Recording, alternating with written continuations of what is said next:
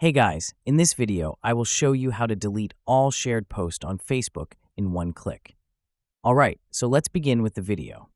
First of all, open the Facebook app on a mobile device and make sure you are logged into your Facebook account. Then, simply tap on the three-dash icon available at the top right corner of your screen and navigate to the menu section of Facebook. Next, tap on Settings and Privacy, then tap on Settings. Inside Settings, scroll down and look for the Activity Log option available there, and simply tap on it. Once you tap on the Activity Log, tap on the Your Facebook Activity option available there. Scroll down and look for the Posts option. Then, tap on Manage Posts.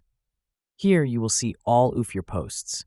Now, Facebook doesn't allow to delete all shared posts in one click, but you have to do it one by one. Manually select posts and delete them. Simply tap on the three-dot icon available right next to the shared post, then tap on Delete and confirm the deletion. So that's basically how you can delete all shared posts on Facebook in one click. So that's all for this video. Consider subscribing if you find it helpful, and I'll catch you in the next one. Thanks.